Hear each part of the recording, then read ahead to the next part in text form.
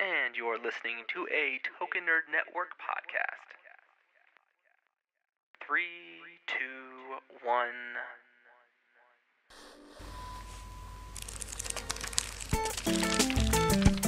Where we ramble on about geeky things. Things ranging from Batman to pop figures to Star Wars. From Token Nerd Podcast. Stay spicy, my friends.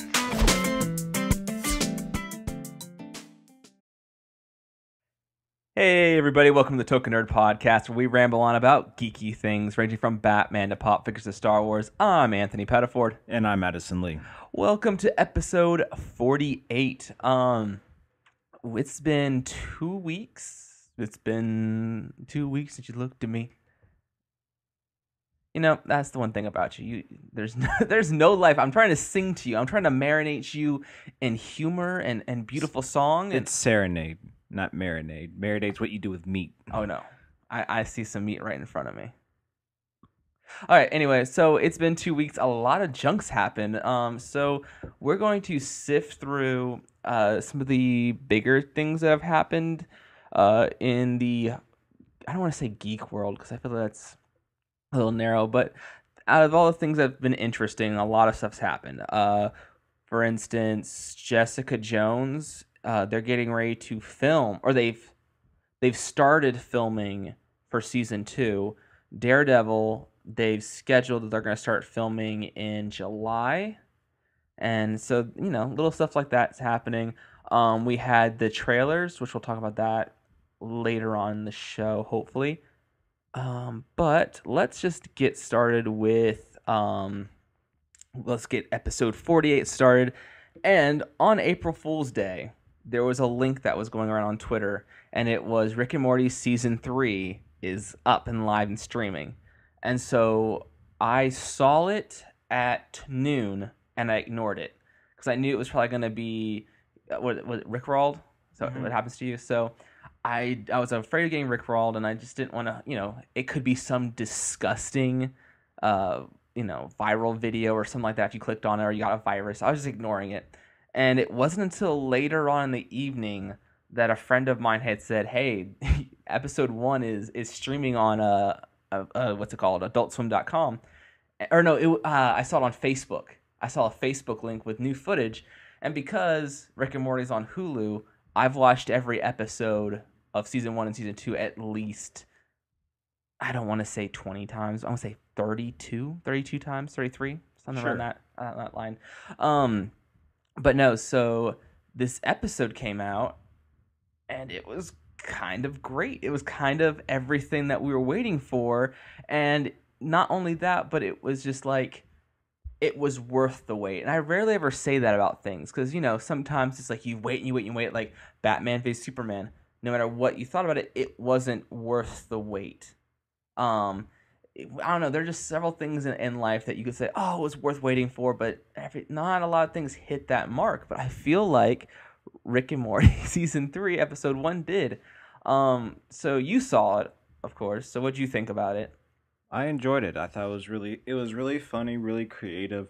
It once again kind of proves that Rick is truly the smartest person in the universe, in the multiverses, and he always has a plan, even when him doing his noble sacrifice was still for his gain. Greater gain. Yeah. As Morty says, he's not your hero. He's more like a demon or some demented god. But no, so this episode, we got a special guest of Nathan Fillion. Yep. Who is an extraordinary voice actor. I don't know if you guys have listened to, I think it's, sorry, I'm going to drift off for a second. It is Green Lantern Emerald Knights. He was Green Lantern in that one, and he was Green Lantern in First Flight. And was he in First Flight? Okay. Yep. In First Flight, and I think he was also in Justice League Doom. Doom, that was the one, Justice League Doom. Oh, I said that a couple times. Yes. But no, and you can really hear that pin drop. See, I told you I'd get you to smile. But in this episode, there were a ton of Easter eggs. We got what we can assume is the fake origin story of Rick. Um, Well, it'd have to be because he showed his daughter dying. It showed Beth dying, but there's a theory where Rick says this is his first universe that he's jumped over in the Cronenberg episode. Right. If you look at, oh my gosh, I should have looked this up before, but when Rick goes to the Jerry daycare center to drop him off, when he writes down what Rick he is, it's not the universe that he's been claiming. So the Cronenberg universe was like C35. See, I'm going to be wrong and someone's going to correct me, but that's not Rick's original timeline. Okay. And also, they say that Rick hasn't been around. Rick only has been around for a year of their lives. But if you look at the episode with Dark Morty and Dark Rick, when we first see the Citadel of Ricks, we see Rick have a flashback of Morty as a baby, and he picks Morty up and holds him up when he cries or tears up. Yeah. But that wouldn't have happened, so I don't know. There's a lot of stuff coming. But there's a lot. It's one of those shows where you have to pay attention to every episode, and maybe it's nothing, maybe it's something, but I feel like it always pays out in the end. Yeah. So another little Easter egg is in the flashback, basically what happened in this episode was we had Nathan Fillion was one of the bugs from the Galactic Federation, and they're trying to find out Rick's portal gun formula so they could travel between the multiverse. Hold on. I just thought about something. Yeah. What if that memory was real, but the Rick that came back? That's what I think. I think that's real, but the formula was different. Yeah, the formula was different, but the Rick that came from the other timeline to talk to the current timeline Rick who watched his family die, I think that was the Rick that we know. So that's what I'm thinking. Is that ooh, that'd be cool. So the memory was real, but that wasn't his memory. It was another Rick, but he was remembering the time that when he came back and talked to that Rick. Because remember, he like said the same thing to that Rick that he told Morty in like season 1 was like, hey, don't worry about a family, just work on science. Something like that. Or maybe that's just what he was told. Who knows? That's the beautiful thing about this show. We see Diane, so Beth's mom and Rick's wife. We see her for the first time. Right. So that's kind of cool. We also, so the several Easter eggs that were in this episode, one being Rick's house in his memory is the house from Breaking Bad, is Walter White's house. Really? I only know that because someone online had posted it. We also see Rick from the stupid Rick that eats his own poop. Yeah. Yeah, there's a picture of him in the garage after Jerry has reorganized things. So Jerry has gotten rid of all Rick's stuff, but there is a photo of that Rick on the table. There were several other things, such as the popular chicken nugget sauce from 1998. Szechuan. Mulan Szechuan sauce.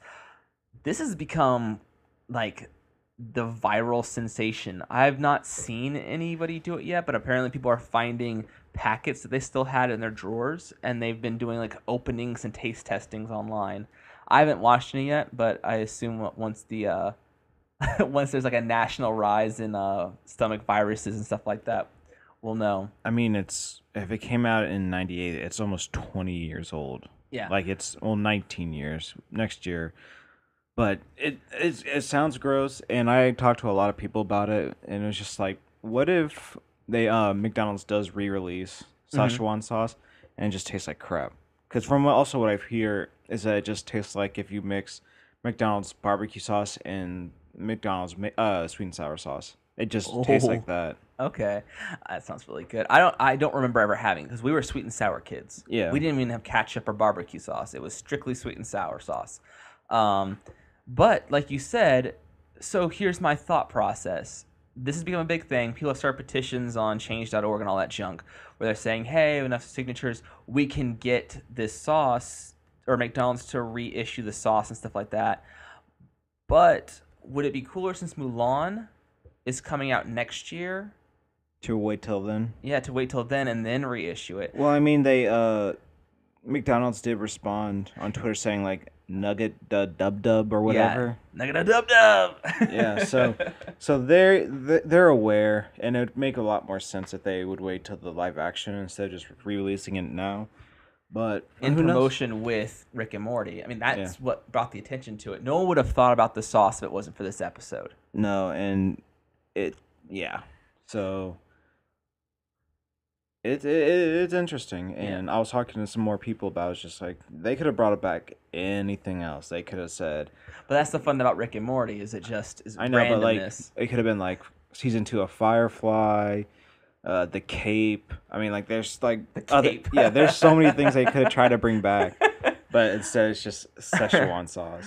But no. So the cool thing about this was, like we said, this was an April Fool's Day thing. It was posted on Twitter for a while and no one clicked on it, and then they started streaming it on Facebook. But like this stream went on all day that you could get online and watch it, and then I guess that night on Adult Swim you could watch it. Like got rid of all the regular scheduled stuff on Adult Swim. They just played it one after another, like the same episode for 5 or 6 hours, I think, whatever that Adult Swim time block is. At first, I thought it was they were releasing all of season 3. I thought that's what I thought too, and I was thought like, they were streaming all of gosh. season 3. Unfortunately, because I was lucky enough to stream season 1 all at once, and then season 2 all at once. Yeah, because I watched all season 1 on Hulu, and then it just so happened they released season 2 like a week after I finished season 1, and then I binge watched that. And I would feel cheated if I got to binge watch season 3 and then had to wait another year. But a little funny thing is, at the end of season 2, Mr. Poopy Butthole talks and goes, "Oh, we're gonna have a." That was a terrible impression. I'm embarrassed about that. But no, he mentions that in 18 months we will have season 3 of Rick and Morty in 18 months, and it's been 18 months exactly. We had an episode. We got an episode. One episode, but we aren't going to see any more until summer of 2017. And they haven't really announced the exact day, but we can just assume that it will be somewhere between June, July, August. Yeah. In that time frame. Let's move on to another topic since we really held on to that one for 12 minutes. Batman and Harley. So, there was the announcement that there was going to be a new Batman movie titled Batman and Harley, since Harley Quinn is the big anti-hero character that everyone seems to gravitate around. She's also going to get her own spin-off movie, which will be Gotham Sirens, which she will Gotham City Sirens. Gotham City Sirens, thank you. But she'll be the main character, pretty much. But this Harley Quinn, or this movie, will be in the style of the Batman animated series, the revamp. So that really slick, cool look. It will feature the voice talents of Bruce Timm. Bruce Timm will be the executive producer, but we'll have Kevin Conroy as Batman and Lauren Lester as Nightwing. So Batman and Robin together again. We haven't really had them as a Batman and Robin duo in a while. Wait, Lauren Lester? Mm-hmm. Who's that? He did the voice of Nightwing. Okay. He also, and Robin, and he also did the voice of Iron Fist in Avengers: Earth's Mightiest Heroes. Oh, okay. I know what you're talking about now. So that's kind of cool, but the story will be about Batman and Nightwing will have to enlist the help of Harley Quinn to take down Poison Ivy and Plant Master before they take on a global catastrophe that could potentially destroy the world. But the newcomer to this series is Big Bang Theory's, it's Melissa Ranch. You're not going to help me there? Nope. Okay. She played Bernadette in The Big Bang Theory, but she will be voicing Harley Quinn for the first time. I saw the behind-the-scenes footage, not behind-the-scenes, but the featurette. I don't hate her. She's not Tara Strong, which is what I'm now accustomed to because of the Arkham games. Right. But, it's not terrible. It's not Margot Robbie terrible, because I did not like Margot Robbie's voice for Harley Quinn. So it's not god-awful. You can see that featurette online, and also if you get the Blu-ray of Teen Titans Judas Contract, it will be one of the bonus extras, and I think that comes out August 18th. So there's that. I'm excited for it.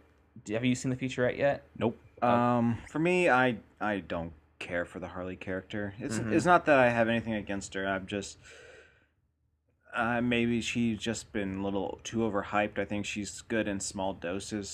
So with all this like mass coverage of it, it's just that yeah, I just kind of just don't care. Like the Gotham City Sirens, I think that's a real reactionary choice for a film. I honestly would have preferred Birds of Prey, even to like the Batgirl movie. Instead of that, I would prefer Birds of Prey if they're really trying to get more female superheroes in the DCEU. I would prefer the Birds of Prey, but who knows? This could be the next something. We'll see. I'm just excited that they're going to go back to the animated series looking style. They said this is different, though. While it looks like the animated series, it's raunchier than what. I don't think they mean like, straight on sex and junk like that, but it's not of the family oriented. Like you couldn't play it on Kids WB. But why would they use the word raunchy? I don't think they use the word raunchy. I just saw that on one of the articles I looked up, and someone else said raunchy. It just isn't going to be like super kid friendly, but it's not going to be Deadpool or Logan rated R. It's just gonna have adult humor. Is what I'm trying to get at. Okay. But speaking of Harley Quinn, let's talk about Joker for a second, because the MTV Movie Awards, have released their nominees. And granted, I do not care. I only am pulling this up because I saw people online posting about it, and I decided why not put our opinions on it. But the MTV Movie Award have nominated Jared Leto's Joker as Best Villain for 2016. And I cannot understand why. But Jared Leto was very pleased. He ended up tweeting, "Oh, the fire of my loins, the itch in my crotch, the only infamous MTV Awards. Thank you, the Joker." So he is very appreciative that he got this award, or that he got nominated. But he was in the movie for maybe 5-6 minutes. Yep. Total. And he was the one big thing that people didn't, not one big thing, but he was one of the things that people didn't like about the movie. Either he was used too little, or they didn't like his iteration. Yeah. But the other nominations, this is kind of what makes me laugh, because I know he's not going to, I can't say that. Last time I didn't think Suicide Squad was going to get anything. They got an Oscar.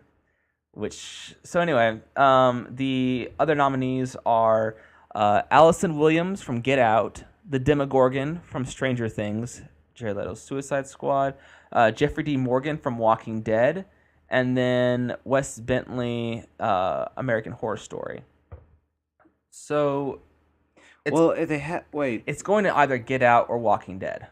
Yeah, but that's a major spoiler for Get Out if you haven't seen it. I haven't seen it, so it pieced it together for me. Right. Obviously it's going to go to Jeffrey D. Morgan. From what I've watched The Walking Dead, he is the best part of the show. Mm-hmm. It's the MTV Awards. They literally mean absolutely nothing. Mm-hmm. Like, I know some people say the Golden Globes mean nothing, but they mean the MTV Awards make the Golden Globes seem like the Oscars. Yeah. So I don't know why people get so, like, how could they do that? It's like, why do you care? Mm-hmm. Like I said, it just seems silly. It's the MTV Awards, but also it's like, why? The reason I'm saying is because it's like we're giving recognition to Jared Leto, who did nothing. At the same time, this is also the same award show that had like Best Couple, and Edward and Bella won. So let's not give them too much credit now. Yeah, good point. So we're going to throw that to the back gutters, and we're going to briefly talk about another stupid topic, and that is that Transformers: The Last Night. During an interview, Michael Bay had mentioned that this will be his last Transformers movie, but there are 15 other stories in development. So we're taking this as there's, I don't know. I don't want there to be any more. I think they should reboot the series, but reboot it so it looks like, The video games look good. The video games look really good. Why not make them like that? Instead of this crazy, but they make money. They make money off of Foreign sales. foreign sales. Yeah, that's actually really it. So I don't know. I didn't like it. I didn't like it at all. I don't want there to be 14 more. And granted, this is just stories in development. These could fall out. These are also spin-offs. One of those has to be the upcoming Bumblebee spin-off movie.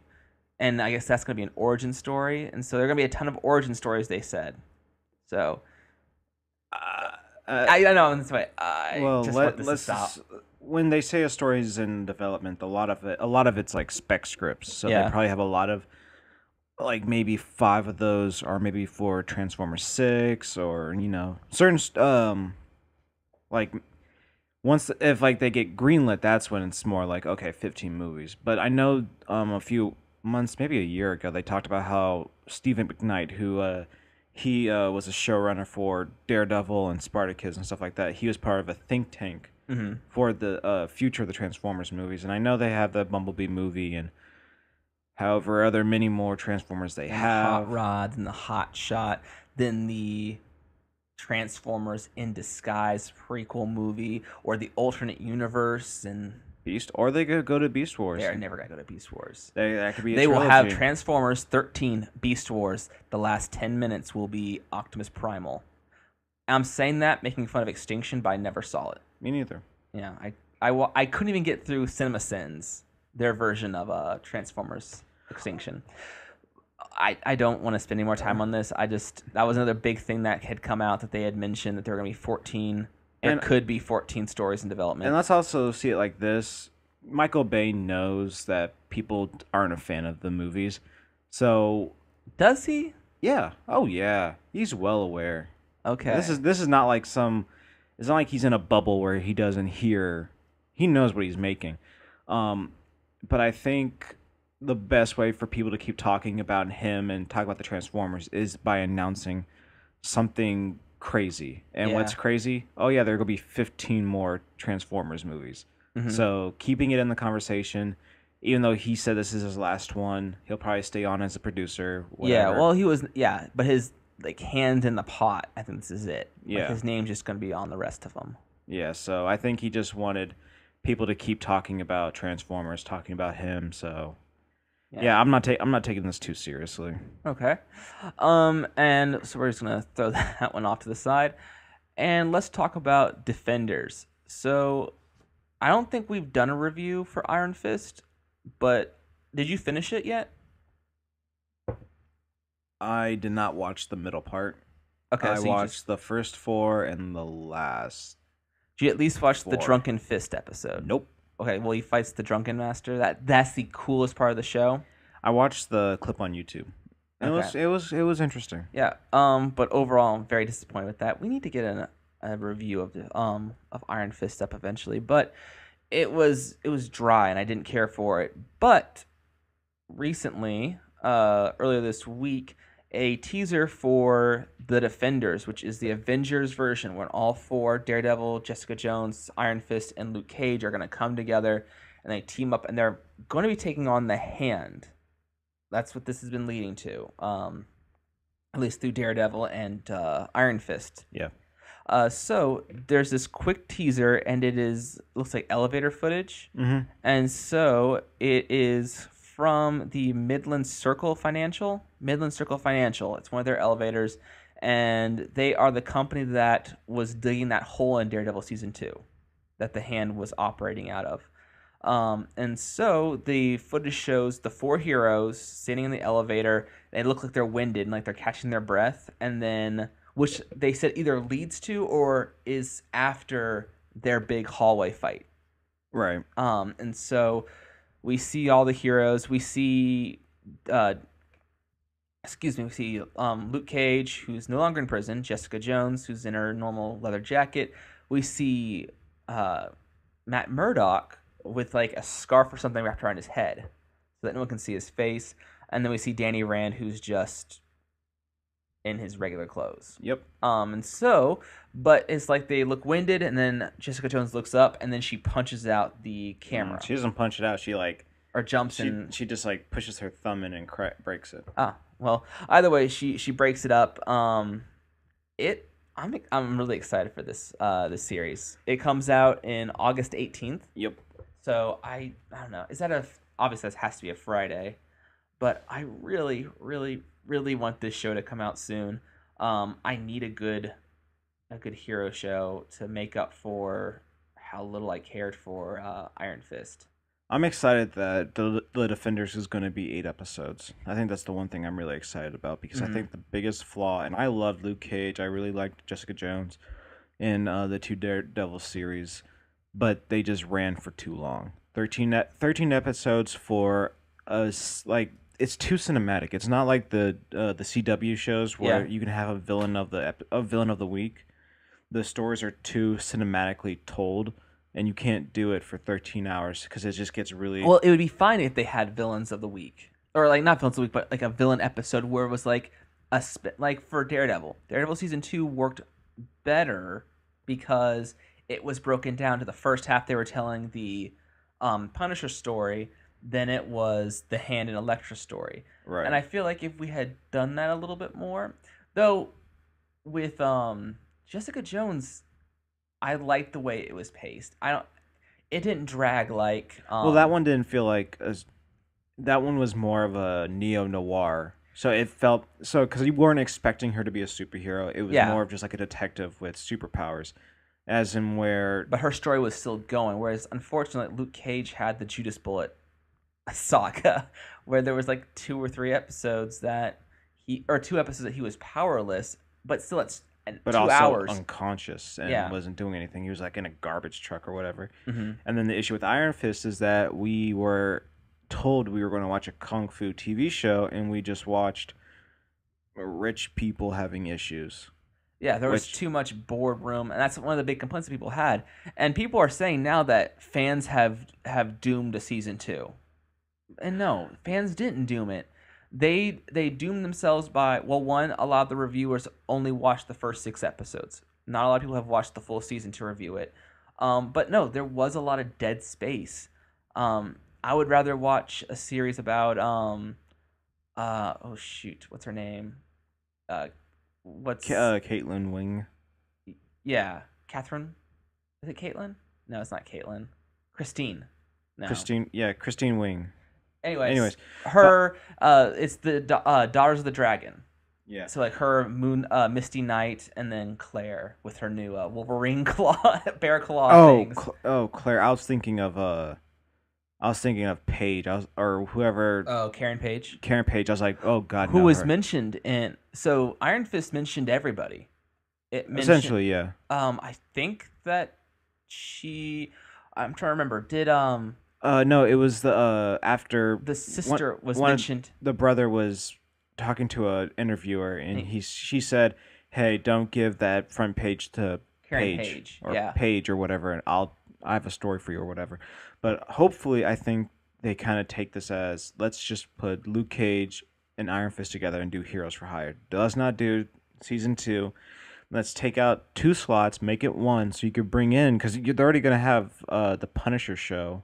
Yeah. So well, I would agree. As much as I would like to see season 2 of Luke Cage has been announced. There's that episode where you see Pop's shop, and it says season 2.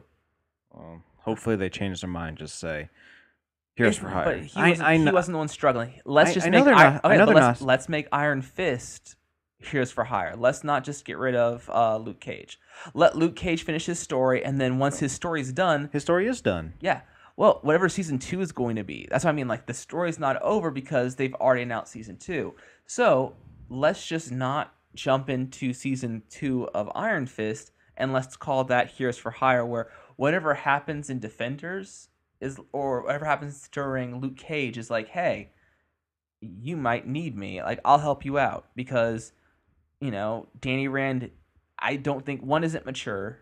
No. And, maybe it's Luke Cage who needs to be that cool head, which is kind of weird because in the comics, he's not the cool head. No, it's reverse. Yeah, so I think that dynamic might be really good. Who knows? We're not there yet. Nope. So just yay or nay? Were you for the little teaser? Even though it was like 10 seconds long, 5 seconds long.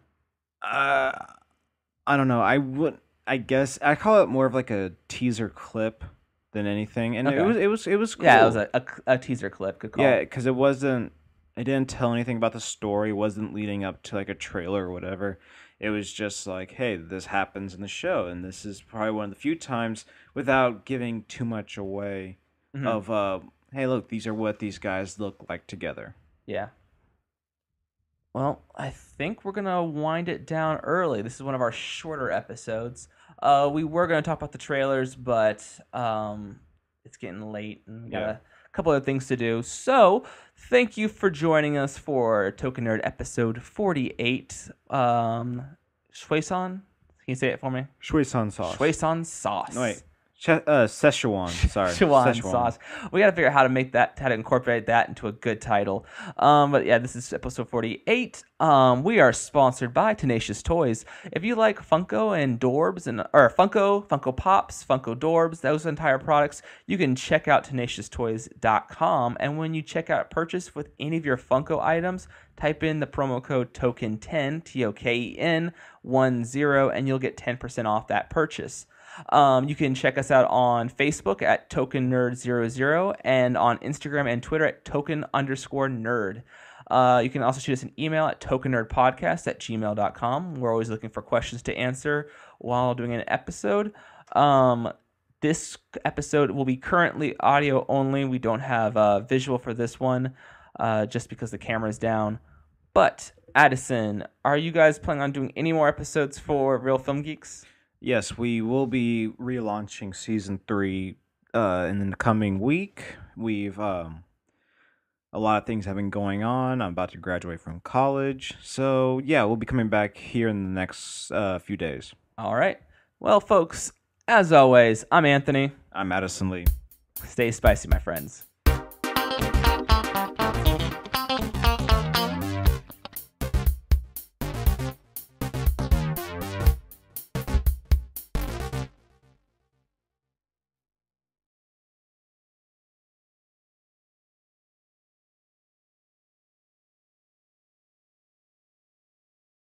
Hey everyone, this is Travis Likens from Token Nerd Podcast, and I'm here today to tell you something about sponsorship.